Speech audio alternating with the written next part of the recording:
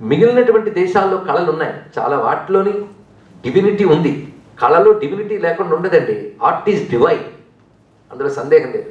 కానీ divine art మాత్రం భారతదేశంలో దొరుకుతుంది. ఇది తెలుసుకోవాలి. కళలో దివ్యత్వం ఉంది, కానీ దివ్యత్వం ఉన్న కళ మాత్రం భారతదేశంలో ఉంది. అది ప్రత్యేకత. ఒక బెథోవెన్ మ్యూజిక్ వింటే చాలా బాగుంటుంది, అలా వింటూ ఉంటే ధ్యాన సమాధిలోకి వెళతాం. కానీ అది వినగానే భగవంతుడు స్ఫురణకు వచ్చాడా, అది దివ్యత్వం. అందుకే భారతీయ కళల ప్రత్యేకత దివ్యత్వము, ఆధ్యాత్మికత, స్పిరిచువాలిటీ, దాని ప్రాణం. అది మన ప్రాచీనాలు ఏర్పరిచారు. అది మన కళల్లో ఒక్కొక్క కళ ఇచ్చిన వారిని మీరు ఒక్కొక్కసారి పరిశీలించండి. వేద మంత్రాలను ఋషులు ఇచ్చారట, భారతీయ కళలు కూడా అదే ఋషులు ఇచ్చారు. మీరు పరిశీలించండి ఇక్కడ ఒక్కసారి కూచిపూడి అనగానే గుర్తుకొచ్చే మహానుభావుడు ఎవరు? అది సిద్ధేంద్ర యోగి. సిద్ధేంద్ర అది అక్కడ తెలిసింది కదా, ఇచ్చిన వాడు ఎవడు? సిద్ధేంద్ర యోగి. అందుకే డాక్టర్ సిద్ధేంద్ర పిహెచ్డి కాదు, సిద్ధేంద్ర యోగి ఒక మహానుభావుడు. ఆయన ఎలా వచ్చాడో తెలుసా మీకు? సిద్ధేంద్ర యోగికి ఇంకొక అతనికి గొప్ప మైత్రి ఉండేదండి. ఆ ఇంకొక అతను ఎవరో తర్వాత చెప్తాను. ఆయన కృష్ణా జిల్లాలో ఉండేవారు. ఆయన భార్య తన పుట్టింటికి వెళ్ళిందిట. ఆమెను చూడాలని నేను బయలుదేరి వెళుతూ ఉంటే అక్కడ పడవ కృష్ణాని దాటి వెళ్ళాలి అక్కడికి. ఈ లోపల ఏమేర్పడిందంటే పడవలు దొరకలేదు. సరే ఈదుకుని వెళ్ళిపోదాం అనుకున్నట్టే, ఈత అలవాటే. కానీ ఎందుకు ఆ ఈత కొంత దూరం వచ్చేప్పటికి పైనుంచి నీరు వచ్చిన పొంగిపోయి వచ్చేసింది కృష్ణానదికి. ఇంకా ప్రాణాలు పోతున్నాయని తెలుసుకున్నాడు. పైగా కొంచెం అనుష్ఠానం ఉన్నాయి కనుక ప్రాణ సమయంలో వెళ్ళిపోతున్నప్పుడు సన్యాసంగానే తీసుకుంటే తరిస్తారు. దాన్ని ఆతుర సన్యాసం అని అంటారు. ఇక్కడ ఆతుర సన్యాసం అంటే ఇంకా ప్రాణం పోతుంది అనగానే మానసికంగా సన్యాసం తీసేసుకుంటారు వాళ్ళు. ఒకవేళ ఆ సమయంలో పోయారనుకోండి వాళ్ళు సద్గతిని పొందుతారట. పోకుండా బతికిపోయారనుకోండి వాళ్ళు మళ్ళీ సన్యాసం తీసుకోవాలి. అది బతికిపోయారు కదా మళ్ళీ సంసారం చేస్తారంటే లాభం లేదు. మొత్తానికి ఆతుర సన్యాసం తీసేసుకున్నాడు మహానుభావుడు. తీసుకుని ఇంకా ప్రాణం పోయింది అనుకున్నాడు. చిత్రం ఏంటంటే తాను ఇంకా ఈత కొట్టడం కూడా మానివేశాడు. తను మైమరిచిపోయాడు. కృష్ణానగర్తో నొడ్డును పడేసింది. బతికిపోయాడు, ఆశ్చర్యపోయాడు. తిన్నగా భార్య దగ్గరికి వెళ్ళాడు. ఆవిడ నీళ్లు పట్టుకొచ్చింది. ఇంకా నాకు ఇవేమీ లేవు, నేను సన్యాసిని అన్నాడు.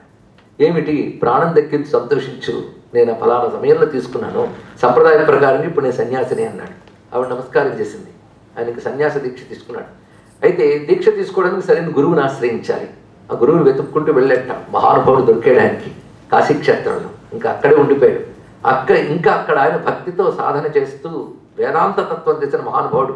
తర్కశాస్త్రం, వేదాంత శాస్త్రం అన్నీ రచించాడు ఆయన. అలాంటి ఆయనకి కృష్ణ భక్తి లోపల పొంగులు వారి కృష్ణునిపై ఒక్కొక్క సంకీర్తన మొదలుపెట్టాడు ఆయన. కృష్ణ చరిత్రను అంతటినీ గీత రూపంలో నృత్యాన్ని దృష్టిలో పెట్టుకుని రాశాడు ఆయన. అది చెప్తున్నాను. నృత్యాన్ని దృష్టిలో పెట్టుకుని మొత్తం చూపించాడు ఆయన. అందరు జతులు గతులు అన్నీ ఉంటూ ఉంటాయి. అలా ఒక ప్రబంధాన్ని రచించాడు ఆయన. కృష్ణ ప్రబంధం సామాన్యం కాదు.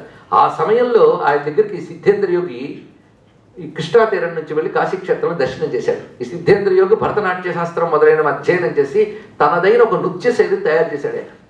ఆయన వెళ్ళేటప్పటికల్లా మన కృష్ణా ప్రాంతంలో ఈ నృత్య శైలి బాగా ప్రసిద్ధి చెందాలి, ఈ నృత్య శైలికి అనుగుణమైనటువంటి రచన నేను ఈ ప్రబంధంలో రచించాను, దీన్ని నువ్వు తీసుకోవయ్యా అని ఇచ్చాడు. ఆ ప్రబంధం నిండా మీకు ఉపనిషత్తులన్నీ దొంతరులుగా కనబడతాయండి. అంత అద్భుతంగా రచించాడు కృష్ణతత్వాన్ని. అద్భుతమైన ప్రబంధం, సామాన్యం కాదు. అది నాట్యం చేస్తే ఒక అద్భుతమైన నృత్యం, పాడితే అద్భుతమైన తరంగం, చదివితే కావ్యం, ఆలోచిస్తే వేదాంతం. అలాంటి రచన చేశాడు మహానుభావుడు ఇక్కడ. అది తీసుకుని మహానుభావుడు కూచిపూడిలో దాన్ని తీసుకుని రమ్యమైనటువంటి నృత్య రూపకల్పనలు చేశాడు. ఎవరు? సిద్ధేంద్ర యోగి. ఆ సిద్ధేంద్ర యొక్క ఇచ్చినటువంటి యతీశ్వరుడి పేరే నారాయణ తీర్థులు వారు. ఆయన కృష్ణలీలా తరంగిణి అని ఒక అద్భుతమైన ప్రబంధాన్ని రచించాడు. మన వాళ్ళు తరంగాలు పాడేవండి అంటారు. తరంగిణిలో తరంగాలవి పాడుతుంటారు. వ్యత్యస్త పాదార వింద విశ్వవందిత ముకుంద అనిపిస్తుంది వారికి. కానీ వ్యత్యస్త పాదార వింద విశ్వవందిత ముకుంద అది ఎన్ని మాత్రాలు ఎలా తిప్పాలి, ఎలా చేయాలో కూచిపూడిలో చూడొచ్చు. మా దివ్యమ్మ గారు చూపించగలరు. ఆ వ్యత్యస్త పాద కళ్ళకు కనబడుతుంది ఆ కృష్ణ పరమాత్మ, దాన్ని చూపిస్తాడు. అది తీసుకున్నాడు మహానుభావుడు. అంత రమ్యంగా తీర్చిదిద్దాడు. అంటే ఒకానొక యతీశ్వరుడు, ఎవరు? యతీశ్వరుడు సన్యాసి ఒకానొక యోగికి ఇచ్చి వ్యాప్తి చేయించాడు తరంగాన్ని. అది పాడితే సంగీతం, నృత్యం చేస్తే నాట్యం అని చెప్పు రెండింటికి పనికొచ్చింది. అది ఇక్కడ ఎవడైనా మంచి భావుకుడు ఉంటే దాని ఆధారంగా అద్భుతమైన చిత్రకల్పన చేయొచ్చు. అదొక రమ్యమైనటువంటి అంశం ఇక్కడ. ఇలా అద్భుతమైనటువంటి మన సంగీతానికి నాట్యానికి మూలం ఎవరయ్యా అని ఆలోచిస్తుంటే ఋషులు యోగులు వస్తున్నారు. ఇక భరతులు వారు ఉన్నారే, అతను సామాన్యుడు కాడు, భరత ఆచార్యుట. ఈ భరతాచార్యుడు శివుడు నాట్యం చేస్తున్నప్పుడు వచ్చి చూస్తున్నట్టు ఆయన, ఎందుకంటే ఆయన నేర్చుకున్నాడు అక్కడ చాలా ఆయన దగ్గర నుంచి. అందుకే ఇప్పుడు ఇక్కడ దీపం వెలిగించారు మేము.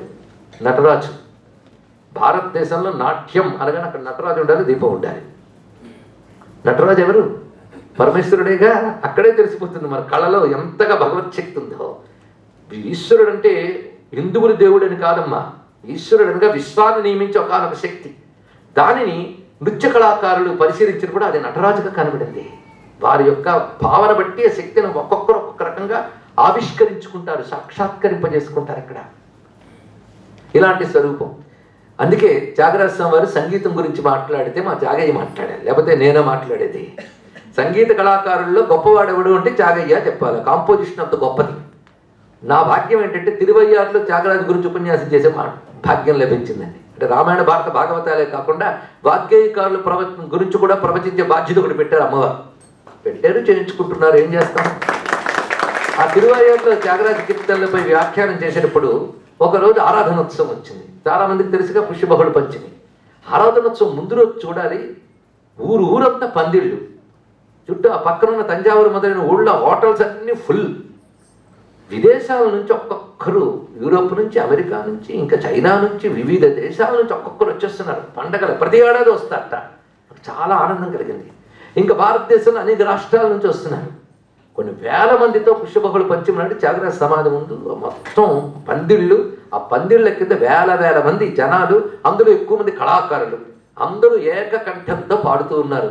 అక్కడ కూర్చుని వినే భాగ్యం లభించిందండి. అబ్బా ఎంత భాగ్యం అంటే అందరూ మహానుభావులు అది పాడుతున్నారు. వాళ్ళు పాడుతున్నప్పుడు అనిపించింది ప్రపంచం మొత్తం చేత తెలుగు పలికించిన మా త్యాగరాజ వారికి నమస్కారం. ఆనందం. కంపోజిషన్ యొక్క గొప్పతనం అంటే కంపోజిషన్లో చూపించిన నైపుణ్యం. అందులో మీకు రాముడు తెలియకపోవచ్చు, కంపోజిషన్ బ్యూటీ అంత అద్భుతమైన కంపోజిషన్. ఒక ఆర్ట్ ఫారంగా మనం చూడగలిగిన దాని గొప్పతనం, టాలెంట్ ఎంత మనం చూడాలో. అలా త్యాగరాజ కీర్తనలు అలా ప్రపంచాన్ని ఆకర్షించాయి. అంతేకాదు మొట్టమొదట సుమారు మనకి 18వ శతాబ్దం 16వ శతాబ్దం 17వ శతాబ్దం మధ్య భాగంలో యూరోప్లో ప్రపంచ సంగీత సభలు జరిగాయి. మొత్తం ఇంటర్నేషనల్ మ్యూజిక్ ఫెస్టివల్. అప్పుడు అనేక మంది వచ్చి వాళ్ళ సంగీతాన్ని వినిపిస్తున్నారు. భారతదేశ సంగీతం అందరూ వింటున్నారు అక్కడ ఉన్న మేధావులు. కానీ సరిగ్గా త్యాగరాజ కీర్తన పాడుతున్నప్పుడు అందరి దృష్టి తిరిగింది ఇటువైపు. ఇంత మధురంగా ఉంది, ఇది ఏ భాష అని అడిగట్టండి. దాన్ని తెలుగు అంటారండి అని చెప్పారు. వెంటనే వాళ్ళకి తెలుగులో ఉన్న అజంత లక్షణం చూసి ఇది మన యూరోప్లో సరిగ్గా ఇటలీకి దగ్గరగా ఉంది కనుక ఇటాలియన్ ఆఫ్ ది ఈస్ట్ అంటే ఇట్లు ఇచ్చారు తెలుగుకి. మా తెలుగుకి అంత కీర్తి తీసుకొచ్చిన త్యాగరాజ కీర్తనకి నమస్కారం. ఇదంతా చెప్పుకోవడం ఏంటంటే ప్రపంచాన్ని ఆకర్షించగలిగిన శక్తి మన సంగీతంలో ఉంది. ఆ మధ్య ఫోనిక్స్ అని ఒక పుస్తకం రాస్తూ నాదం మీద ఒక పుస్తకం ఇక్కడ చదవడం జరిగింది. పెద్ద రీసెర్చ్ పుస్తకం. రచించిన వాడు ఒక అమెరికన్. అతని పని ఏమిటంటే ఆయన హిందుస్థానీ కర్ణాటక మ్యూజిక్ నేర్చుకుని నాద విద్య మీద పరిశోధన చేసి ఒక అద్భుతమైన గ్రంథం రాశాడు. ఈ నాదోపాసన అనేటువంటిది యోగంలో ఉంది. నాదోపాసన అంటే సంగీతం. ఇప్పుడు యోగానికి సంగీతానికి కొన్ని లింక్ చూడండి ఇక్కడ. నాదోపాసన, యోగము, సంగీతం, దానికి ఉన్నటువంటి అనుబంధం. ఆయన రచించిన వాడు ఫారినర్, ఒక అమెరికన్. ఇక్కడ ఉన్న ఇండియన్స్ దయచేసి తెలుసుకోండి. ఇక్కడ ఒక అమెరికన్ ఇండియాని అంత అడ్మైర్ చేసి ఆరాధన చేస్తున్నాడు. పరిశీలించండి. ఇక్కడ ఆయన పని ఏమిటంటే ఏడాదికోసారి వెళ్ళి భారతదేశంలో కచేరీలు ఇస్తాడు. ఆయన శంకరాద్వైతాన్ని, శంకరుడు ఇచ్చిన సిద్ధాంతాన్ని పరిశోధించి వాటికి సంగీతానికి ఉన్న అనుబంధాన్ని కూడా రాస్తున్నాడు ఇక్కడ. అంటే ఒక విదేశస్థుడు కూడా మన సంగీతం నేర్చుకుంటే వేదాంతం వైపు వెళ్ళగలిగాడంటే మన సంగీతానికి ఉన్న శక్తి అని తెలుసుకోండి. సిన్సియర్గా నేర్చుకున్నాడు కనుక వాడు వేదాంతం దాకా వెళ్ళగలిగాడు. మన సంస్కృతికి ఉన్నటువంటి విశేషమైన అంశం ఇక్కడ, అది ప్రత్యేకం. అందుకే భారతదేశ సంగీతం, నాట్యం, శిల్పం, చిత్రలేఖనం దేని ప్రత్యేకత దానిదే. చిత్రలేఖనంలో ముగ్గుల్లోనే చిత్రలేఖనాన్ని చూపించాం, ఇంకేం చెప్తామండి. అంతేకాదు వీటన్నిటి వెనకాల మన నాట్యంలో, సంగీతంలో మంత్రశక్తి, దైవశక్తి ఎలా ఉందో ఆశ్చర్యపోతాం. ఆ విషయంలో ఇంకా పాశ్చాత్య దేశాలు చాలా ఎదగాలి, తెలుసుకోండి. ఇక్కడ వీళ్ళకు అనుగుణంగా మనం చెప్పాలని తాపత్రయపడద్దు, మనది అందుకునేటట్టు వీళ్ళు తీర్చిదిద్దాలి. ఇక్కడ ఇంక ఎదగాలి, అంత మెచ్యూరిటీ రావాలి. మోడర్న్ సైన్స్ కంటే మోడర్న్ వరల్డ్కి, ఇండియన్ ఆర్ట్స్ అందుకోవడానికి మెచ్యూరిటీ ఇంకా రాలేదు, వీటికి రావాలి. అలాంటి మెచ్యూరిటీ వీళ్ళు పరిశోధనతో తేగలరు కూడా. మనకి గౌరవం లేదు, నిర్లక్ష్యం. అది నేను చెప్తూనే ఉన్నాను ముందు నుంచి కూడా. ఇక్కడ ఒక అద్భుతమైన కొన్ని విషయాలు చెప్పాలి. ఒక చిత్రలేఖనం కానీ శిల్పం కానీ వాటిలో దివ్యత్వం ఎలా ఉంటుంది, అది కేవలం ఈజిప్ట్ our only faith, it's mere faith, belief కాదు, ఇట్స్ ట్రూత్. ఫెయిత్ కాదు, బిలీఫ్ కాదు, ట్రూత్. అది ఎలాగో కొంచెం రుజువు చేద్దాం. ఉదాహరణకి అడవి బాపిరాజు గారు మీకు తెలిసి ఉంటారు, ఇక్కడ చాలామందికి తెలుసా? చాలా సంతోషం, పేరైనా వినుంటారు కదా. తెలుగు వారు మర్చిపోకూడదండి అలాంటి మహానుభావుడు. పొంగిపోయింది గోదావరి తాను తెప్పొన్న ఎగసింది గోదావరి. రచించింది ఆయనే, అది ఒకటే కాదండి, ఆయన అద్భుతమైన నవలలు రాశాడు. ఆయన కూడా విశ్వనాథ వారితో సమానంగా 1000 పడగలకు ఆయనకి, ఈయన రచించిన నారాయణరావుకి అవార్డులు వచ్చాయి. గొప్ప నావలిస్ట్, అద్భుతమైన పెయింటర్ ఆయన, తెలుసా మీకు? అద్భుతమైన ఆర్టిస్ట్. నేను చిత్రకళ గురించి మాట్లాడుతున్నాను ఇప్పుడు. ఆయన హిమాలయ సంధ్యానికి పెయింట్ వేశాడు, దర్శించాడు ఆయన. అందుకే అద్భుతమైన పెయింటర్ ఆయన. ఆయన ఒకసారి ఒక ఎగ్జిబిషన్కి ఒక బొమ్మ వేసిచ్చాడు. ఆ బొమ్మ పెట్టారు. చిత్రం ఏంటంటే అది పెట్టిన 2వ రోజు ఎగ్జిబిషన్ గ్రౌండ్స్ అన్ని కాలిపోయాయి, బొమ్మ కాలలే. ఇదేంటో బాగానే ఉంది. ఒక ఆయన మాత్రం ఆ బొమ్మ ఒకటి ఇదేదో వెస్టరీ కూడా ఉంది, అన్ని కాలని ఇది కాలేదని తీసుకెళ్ళి దాన్ని ఇంట్లో పెట్టుకున్నట్టు 2వ రోజు ఇల్లు కాలేదు. ఇంతగా ఏమిటయ్యా అంటే వేదం వర్ణించిన ప్రకారంగా అగ్నిభట్టారకుడి బొమ్మ వేశాడు. మీరు నమ్మకం అంటారా, విశ్వాసం అంటారా? ఇప్పుడు చెప్పండి, ఒక బొమ్మ అంత చేస్తుందా అంటే ఒక గాడ్ ఫార్మ్ ఎలా ఉంటుంది అనేది ఋషి దర్శిస్తాడు, విజువలైజ్ చేసుకుంటాడు, దాన్ని వాడు వర్ణిస్తాడు, డిస్క్రైబ్ చేస్తాడు, దాన్ని మనం మెడిటేట్ చేస్తాం లేదా పిక్చరైజ్ చేస్తాం. ఋషి దర్శించు సత్యం. ఆ సత్యాన్ని నువ్వు విశ్వసించి ధ్యానం చేస్తున్నావు, పిక్చర్ చేస్తున్నావు. అది సత్యం కనుక ఆ శక్తి దానిలో ప్రవేశిస్తుంది. అరే దానికి ప్రాణప్రతిష్ఠ లేదు, మంత్రం లేదు, తంత్రం లేదు, ఏమీ లేకపోయినా శక్తి ఎలా వచ్చిందో పరిశీలించారా? అందుకే మీ వాళ్ళు దేవుళ్ళని బొమ్మలుగా చూస్తారండి అంటే అదే మా గొప్పతనం అని చెప్పండి. వాళ్ళు అన్నారని మనం అనడం కాదు. ఇక్కడ భగవంతుని విగ్రహంలో చూడగలం, హృదయంలో చూడగలం, రెండూ మనకున్న సంస్కృతి. వాడెవడో చెప్పాడు, మనం చెప్పడం ఏంటి? కనుక చిత్రకళలో ఉన్నటువంటి ప్రత్యేకతలు ఇలా మనం చెప్తూ ఉంటే ఒక్కొక్కదానికి ఒక ప్రత్యేకత, విశేషం. చిత్రకళ ఎన్ని రకాలు. ఒక నిర్మల్ పెయింటింగ్ మర్చిపోగలమా? ఒక తంజావూరు పెయింటింగ్ మర్చిపోగలమా? దాని ప్రత్యేకత కళలు. ఇంకా రవివర్మ గారిని గురించి చెప్పనే అక్కర్లేదు. కానీ ఒక సంప్రదాయమైనటువంటి ఒక పద్ధతి మన వాళ్ళు చూపించి ఆ చిత్రకళని ఎంత అభివృద్ధి చేశారు అక్కడ. ఇక శిల్పకళ గురించి ఆలోచిద్దాం. శిల్పం గురించి చెప్పాలి అంటే ఎంత అద్భుతమైన పురోగతి సాధించాం మనం ఇక్కడ. ఈ శిల్పానికి మళ్ళీ 2 చూపించుకోవాలి మనకి, స్కల్ప్చర్ అండ్ ఆర్కిటెక్చర్. నేను కొంచెం మోడర్న్ సిస్టంలో కూడా తీసుకొచ్చి చెప్తాం. కల్చర్ అండ్ ఆర్కిటెక్చర్లో మన ఇండియా తాలూకా రిచ్నెస్ నేను మీకు చెప్పక్కర్లేదు, చాలా ఉంది. కానీ మన నెగ్లిజెన్స్ చెప్పక్కర్లేదు, అది చాలా ఉంది. ఆ రిచ్నెస్ గురించి మనం మాట్లాడాలి అంటే ఒక్కొక్క శిల్ప ఆలయాలకు వెళ్ళండి. ఒక నటరాజు ఆలయానికి వెళితే మొత్తం నాట్యశాస్త్రం నటరాజు ఆలయంలో నేర్చుకోవచ్చు, తెలుసా మీకు? మొత్తం నటరాజు ఆలయం చుట్టూ 108 కరణాలు మొత్తం చిత్రించారు. కరణాలు అంటే ఏమిటో నేను చెప్పక్కర్లేదు, నాట్యశాస్త్రంలో ఉన్నాయి కరణాస్. మొత్తం కరణాలన్నీ అక్కడ గోడల మీద చిత్రించేశారు. అంటే ఒక టెంపుల్ శిల్పం రూపంతో ఒక నాలెడ్జ్ని పెట్టింది. మీరు అది ఆలోచించవలసిన గొప్ప అంశం ఇక్కడ. అందులో ప్రతిదానికి ఒక లెక్క ఉంది. అన్ని పెంకులు ఎందుకు పెట్టావు, అన్ని స్తంభాలు ఎందుకు పెట్టావు, అన్నిటికీ. అంటే మళ్ళీ శిల్పానికి నాట్యానికి ఉన్న లింకు, ఆ రెండిటికి మళ్ళీ మన మంత్రశాస్త్రంతో దేవతలతో ఉన్న లింకు. మీరు పరిశీలించండి, ఆశ్చర్యకరమైన అంశం ఇక్కడ. కూర్పు అంత గొప్పది. అంతేకాదు, ఆ మధ్య సునామీ వచ్చినప్పుడు కొత్తగా కట్టుకున్న పెద్ద పెద్ద ప్రార్థనాలయములు, పరలోక నివాసములు అన్నీ ఎగిరిపోయాయి. కానీ తిరుచెందూరు దగ్గర సుబ్రహ్మణ్య స్వామి ఆలయాన్ని ఇసుమంత కదిలించలేకపోయింది. ఒరిస్సాలో తుఫాన్ వస్తే జగన్నాథ స్వామి ఆలయం స్థిరంగా ఉంది. నేపాల్లో వరదలు వస్తే పశుపతినాథ్ మందిరం బలంగా ఉంది. ఇవి మహిమలు అనడంలో నేను కాదన్ను, కానీ ఇంకో యాంగిల్లో ఆలోచిద్దండి. ఆనాటి మన ఇంజనీరింగ్ స్ట్రక్చర్ ఎలా ఉంది, ఆ యాంగిల్ పిల్లలకి రావాలి, అది రావట్లేదు, ప్రైడ్ లేదు. ఒక అద్భుతమైన మీనాక్షిదేవి మందిరాన్ని మనం చూస్తే అంత గోపురం అక్కడ ఎలా పెట్టి నిలబెట్టారు బాబు. క్రేన్లు లేని కాలంలో నోరు వెళ్ళబెట్టక తప్పదు, అవునా లేదా?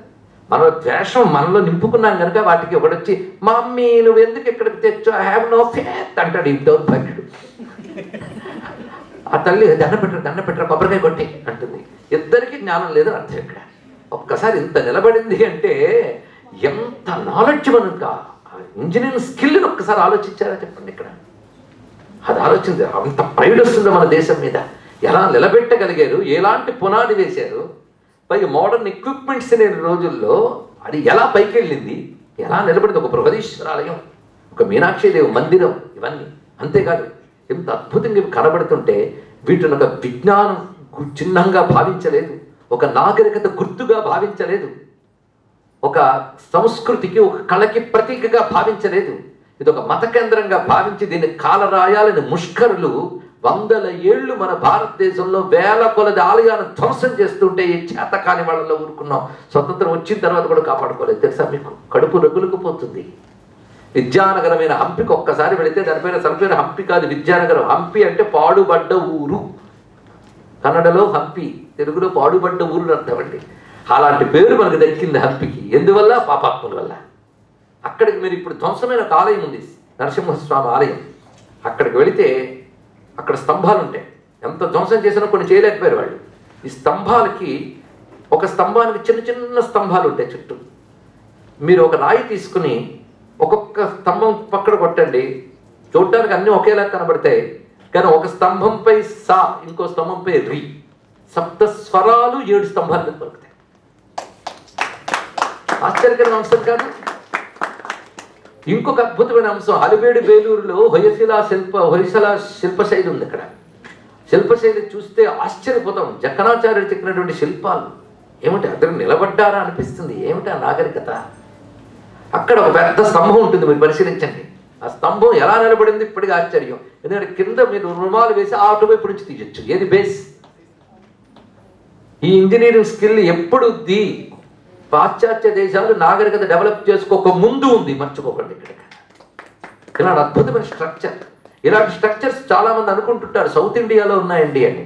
చాలా మూర్ఖత్వం అండి ఇది. మొత్తం ఇండియాలో ఉండేది. ఆ మధ్య మేము కాశీ వెళ్ళామండి, అక్కడ పెద్ద గుళ్ళేమి లేవండి, అన్ని గూళ్ళే. ఎందుకంటే చరిత్ర చదవాలి. అద్భుతమైన మందిరాలు ఉండేవి. పాపాత్ములైన కిరాతకులు వెళ్ళి ఆలయాలను ధ్వంసం చేసేవారు. వాళ్ళు ధ్వంసం చేయడం, వీళ్ళు కట్టుకోవడం, మళ్ళీ ధ్వంసం చేయడం. అలా గుళ్ళు ధ్వంసమై గూళ్ళు మిగిలే. అక్కడికక్కడ చాలా వేదనాభరితమైనటువంటి అంశం. మన విశ్వనాథ మందిరాన్ని మనం దండం పెడుతూ ఉంటే మన ఎదురుగా ధ్వంసమైన విశ్వనాథ మందిరం కనబడుతుంది. ఆ హిందూ మతమే పోయింది కదా అనుకుంటున్నాం. కాదు, మన దేశపు సంస్కృతి మీద దెబ్బ తగిలింది, మన దేశపు జ్ఞానం మీద దెబ్బ తగిలింది, మన దేశపు నాగరికత మీద దెబ్బ తగిలింది అన్న భావం ఎవరికి కలగట్లేదే? ఆలోచించండి. నేను ఇంత ఆవేశంతో ఇక్కడ చెప్తున్నాను. అయ్యా పూజ్యుడు మందు కూడా లేరు, మీకు ఎందుకు ఆవేశం అనొచ్చు. కానీ ఇందులో ఏ ఒక్కరు నిజాయితీగా స్పందించినా అది 1000 అవుతుందేమో అని ఆశ. పైకి ఇక్కడ అద్దం కూడా పెట్టాను. అంటే ఎంతమంది వచ్చారో అంత డబుల్ ఉందని నా భావం కలగడానికి. చాలా బాగుంది. ఇంతమంది వింటున్నారు, నాకు సంతోషం. ఇవి ప్రతిబింబించడమే కాదు, ప్రతిధ్వనించాలి కూడా. ఇది అద్భుతమైన విషయం. కానీ గుళ్ళుపై గూళ్ళు వచ్చేయండి. అంత ఇక్కడున్న యువత అయినా కనీసం కొంచెం స్పందించిన చాలు. ఎందుకంటే పిల్లల్లో దేశం మీద ద్వేషాన్ని, మన సంస్కృతి మీద అసహ్యాన్ని పెంచి పోషించాను నేను. ఇప్పుడు వాళ్ళకి నేను చెప్పే ఒక్క విషయమైనా అందితే నేను ధన్యుడిని అవుతాను. ఏ ఆర్తితో చెప్తున్నానో చూడండి. ఎంతమందికి ప్రైడ్ ఉంది మన కల్చర్ మీద, ఎంతమందికి ప్రైడ్ ఉంది మన దేశం మీద. ఇది ఆలోచించండి. వాళ్ళకి పాశ్చాత్యులు రచించిన పుస్తకాలు చదివించండి. నేను చెప్పిందో మరొక ఆయన చెప్పించొద్దో వద్దు. ఆ చాదస్తం వాళ్ళు విభూతి పెట్టుకొని చెప్తారు, మనకు ఎందుకంటారు వాళ్ళు. ఇక్కడ ఫారినర్స్ చదివింది, వాళ్ళు ఇచ్చిన విధంగా చదివించండి, తెలుస్తుంది. ఇక్కడ నేను విషయాంతరం వెళుతున్నాను కదా. ఇండియన్ కల్చర్ ఎంత గొప్పది, అందులో ఆర్ట్ ఎంత ఇంటిగ్రల్ పార్ట్. ఆ ఆర్ట్ ద్వారా మనం చేసినటువంటిది ఏమిటంటే మొత్తం ఋషులు ఇచ్చిన విజ్ఞానం అంతా కూడా కళల ద్వారా మనం అందించాం. అది భారతీయ సంస్కృతి గొప్పతనం. అందుకే మహానుభావులు జటావల్లుడు పురుషోత్తం గారు మేధావి ఉండేవారు. ఆయన భారతీయ కళల గురించి గొప్ప మాట అన్నారు. ఇక్కడ అసలు ప్రపంచం మొత్తం మీద పుస్తకాలు పట్టుకుని నడుపుతాయా? ఏదో చక్కలో పుస్తకం వేసి పరిశుద్ధము పరిశుద్ధము అని చదువుకుంటూ ఏడుస్తూ ఉంటే లాభం లేదు. కానీ సహజంగా పుస్తకం మన బ్రతుకుని నడుపుతుందా అంటే భారతదేశం ఒక్కసారి చూడండి. ఎవరైనా కష్టపడుతుంటే సీతమ్మ వారికే తప్పలేదు అంటారా లేదా? రాముడి వారికే తప్పలేదు. ఎవరైనా నమ్మిన పట్టు కనబడితే హనుమంతుడు లాంటివాడండి, తప్పలేదు. ఎవరైనా వచ్చి చాడీలు చెప్తుంటే మందర లాంటిది, అవునా లేదా? చుప్పనాథ బుద్ధులు నువ్వును సూర్పడక. ఎవడైనా ప్రగల్భాలు పెడితే ఉత్తర ప్రగల్భాలు. ఎవడైనా తప్పు చేయకుండా ధర్మరాజు లాంటి వాడండి, అవునా లేదా? ఇలా మనం చెప్పుకో. ఎవడ దానం చేస్తే కర్ణుడు లాంటి వాడండి. అంటే మన బతుకుల్లో రామాయణ భారతాలు రక్తంలో కలిసిపోయి మన భావాల్లోంచి వెళుతూ ఉన్నాయంటే మన బతుకుల్లో 2 పుస్తకాలు నడిపే ఇంకేం కావాలి? రామకృష్ణ బతుకుతాం. పుస్తకాలు అంటే ఏమిటి? గ్రంథాలు అంటే లిటరేచర్, ఇది ఒక కళ.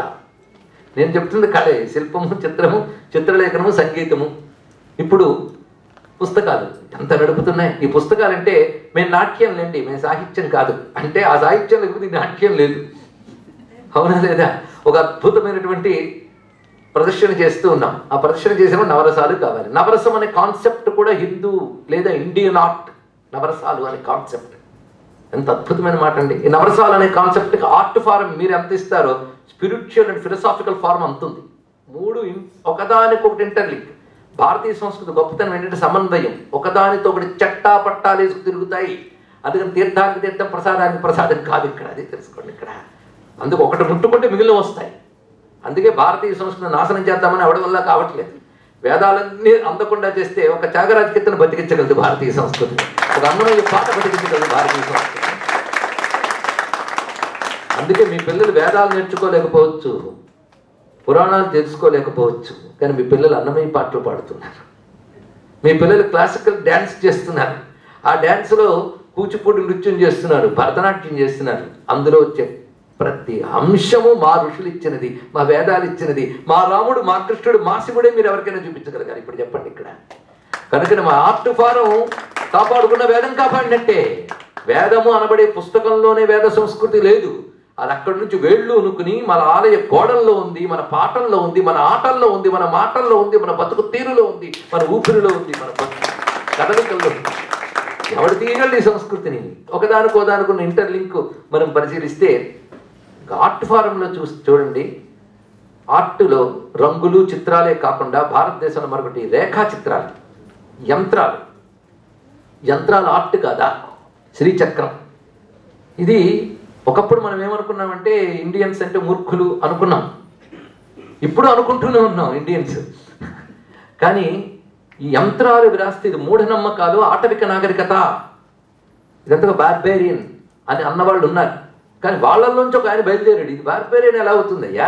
ఒక సిమెట్రికల్ ఆర్డర్ ఉంది, ఒక సైంటిఫిక్ అప్రోచ్ ఉంది, ఒక అద్భుతమైనటువంటి సిస్టమ్ ఉంది. ఇంత సిస్టము, ఒక సైంటిఫిక్ ఆర్డరు, ఒక సైన్స్, దానికంటూ ఒక శాస్త్రము డెవలప్ చేశారంటే అందులో ఏదో ఉంటుంది, మనం ఆలోచించాలి. ఇక్కడ ఈ త్రికోణం, దాని చుట్టూ మరొక త్రికోణం, ఇది ఇలాగే ఉండాలి, ఏదో ఉండాలి దీంట్లో అని పరిశీలించాడు. పరిశీలించి చూశాడు, ఇది పిచ్చు గీతలు కావు, బొమ్మలు కావు, ఒక్కొక్కటి పరిశీలించాడు. దానితో మన యంత్రాలు, ఇప్పుడు మన అందరికీ తెలిసిన శ్రీచక్రం, కానీ ఎన్ని యంత్రాలు ఉన్నాయి మనకు తెలిసిన సుదర్శన యంత్రం, విష్ణు యంత్రం, శివ యంత్రం. ఒక దేవత అంటూ ఉంటే ఒక మంత్రం ఉంటుంది, అది యంత్రం ఉంటుంది, అందుకు నాలెడ్జ్. యంత్రం మరేమిటి? ఆర్ట్ కాదా? చూస్తే ఆర్ట్, లేకపోతే అది ఒక సాధన. ఆ యంత్రం మీద పరిశోధించాడు. ఆ యంత్రానికి మన లోపల ఉన్న కుండలికి లింక్ ఉంది. మళ్ళీ ఇక్కడ పరిశీలించి ఆయన వరల్డ్ పవర్ అని ఒకటి, సర్పెంట్ పవర్ అని 2 పుస్తకాలు రాశాడు. నా పేరు జాన్ వుడ్రాఫ్. అద్భుతమైన అంశాలు రాసి ప్రపంచం కళ్ళు తెరిపించాడు. ఇప్పుడు ఇంక శ్రీచక్రం మీద ఎన్ని పుస్తకాలు. రష్యాలో ఒక ఆయన శ్రీచక్రాన్ని ఆధారం చేసుకుని జామెట్రీ చెప్పడానికి పిచ్చెక్కి, ఈ జామెట్రీ అర్థం చేసుకుంటే మొత్తం యూనివర్సల్ అంతా పెర్వేడ్ అయినటువంటి కాస్మిక్ ఎనర్జీ డిపిక్ట్ అవుతుంది అన్నాడు మహాత్ముడు. రష్యన్ మ్యాథమెటిషియన్ యొక్క రీసెర్చ్ ఇది నేను చెప్తున్నది. ఇలాగా ఆ రేఖలో మన ఆర్ట్ అనుకుంటే ఒక అద్భుతమైన ఆర్ట్ అంటామా? లేకపోతే ఒక అద్భుతమైన ఫార్మ్, శివుడు అనగానే ఒక ఫార్మ్, అది ఆర్టేగా. మీరు బొమ్మ గీశారంటే ఆర్టేగా, విగ్రహం చెక్కారంటే ఆర్టేగా. అటువంటిప్పుడు ఆర్ట్ ఒకటి కనబడుతుంది, అది రిలీజియన్ ఆర్ట్. రిలీజియన్ ఆర్ట్ అయిందా, ఆర్ట్ రిలీజన్ అయిందా? క్వశ్చన్స్ వెయ్యాలి మనం. ఇలాంటి క్వశ్చన్, ఇది ఆర్గ్యుమెంట్ అంటే, ఇది రీజనింగ్ అంటే. మా పిల్లలు రీజనింగ్ అండి వయ్యి వాటు అంటారంటే అసలు రీజనింగ్ ఇవ్వండి. రిలీజియన్ ఆర్ట్ అయిందా, ఆర్ట్ రిలీజియన్ అయిందా? ఏదైనప్పటికీ 2 ఇన్సెపరబుల్. ఎందుకంటే అక్కడ విత్తనం నుంచి చెట్టు వచ్చిందా, చెట్టు నుంచి విత్తనం వచ్చిందా అన్నట్టు ఉంటుంది ఇక్కడ. రిలీజియన్ అంటే ఋషులు దర్శించిన విజన్, ఆ విజన్ ఆర్ట్ ఫార్మ్లోకి వచ్చింది. మళ్ళీ ఆర్ట్ నుంచి మనం విజన్లోకి వెళ్తున్నాం. ఇది పరిశీలించాలి ఇక్కడ. ఋషులు దేన్ని దర్శించి దాన్ని మనకి చిత్రాలుగా, యంత్రాలుగా, విగ్రహాలుగా ఇచ్చారో, మన విగ్రహాల నుంచి, యంత్రాల నుంచి మనం దాన్ని దర్శించబోతున్నాం సత్యాన్ని. అందుకు కళ భగవద్ దర్శనానికి, సాక్షాత్కారానికి మనకు సాధన అవుతుంది ఇక్కడ. అలాగా శిల్పశాస్త్రం. శిల్పశాస్త్రంలో ఊరికినే చెప్పలేదు, ఇది కూడా తెలుసుకోండి. ఇండియన్ ఆర్ట్స్లో స్కల్ప్చర్. ఇక్కడ స్కల్ప్చర్ అంటే ఒక మంచి శిల తెచ్చుకుని టపటప చెక్కేయడం కాదు. ఇండియన్లో శిలని ఎంచడంలో ఒక పద్ధతి చేస్తారు. ఎలా ఎంచుతారంటే, పురుష విగ్రహాలు చెక్కాలంటే పుంశిల అని ఉంటుంది, తెలుసా మీకు? మగశిలలుట స్త్రీ విగ్రహాలు చెక్కాలంటే స్త్రీశిల అని ఒకటి ఉంటుంది, వాళ్ళ కింద పీఠాలు చెక్కాలంటే నపుంసక శిల ఉంటుందట.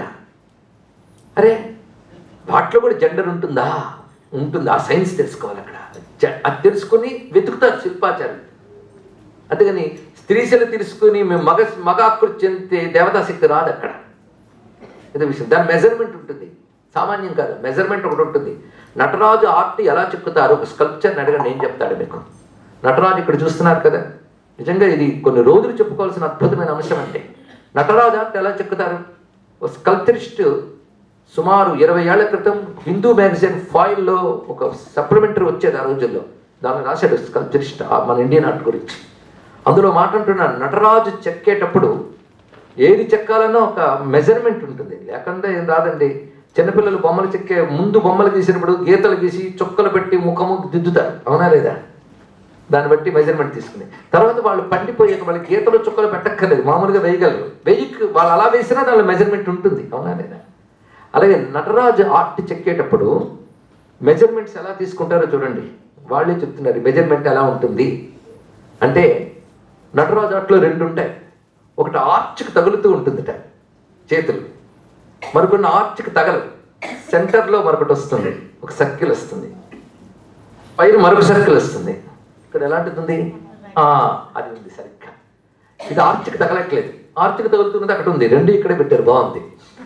చూపించడానికి ఇంకా సదుపాయం. ఇలాంటి డెమాన్స్ట్రేషన్ చేస్తూ చూపిస్తే ప్రపంచానికి అంత జ్ఞానం ఇవ్వచ్చు మనం. ఇప్పుడు ఈ ఫార్మ్ ఎలా తీసుకుంటారు అంటే అతను గొప్ప ఆర్డర్ చెప్పాడు. ఇక్కడ ఒక సర్కిల్ గీయాలట. ఆ సర్కిల్ ఎలా గీయాలంటే షట్కోణం గీయమన్నాడు ముందు. షట్కోణం ఎలా వేస్తారో తెలుసు కదా, ఒక త్రికోణం అప్వార్డ్ ట్రయాంగిల్, ఇంకోటి డౌన్వార్డ్ ట్రయాంగిల్. ఈ రెండింటి యొక్క కాంబినేషన్లో షట్కోణం, 6 యాంగిల్స్ వస్తాయి. ఇది షట్కోణం. ఈ షట్కోణంలో ఆ బిందువులు ఆ పైన కలుపుతూ సర్కిల్ గీయాలట. గీసినప్పుడు అవి ఆర్చ్కి తగులుతున్నాయి కదా, సర్కిల్కి తగులుతున్నాయి కదా, దాన్ని బేస్ చేసుకుని చెప్తారట. ఆ పైన తగులుతున్న దగ్గర తల, కింది తగులుతున్న దగ్గర పాదం, ఇటు అటు తగులుతున్న వాటి దగ్గర చేతులు.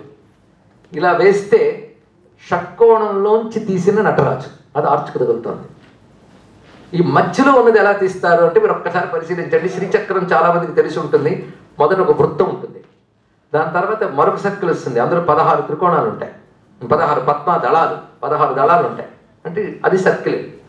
దాని తర్వాత మరొక వృత్తం వస్తుంది, అందులో 8 దళాలు ఉంటాయి. ఇక ఆ తర్వాతనే ట్రయాంగిల్సే, ట్రయాంగులర్ సర్కిల్స్.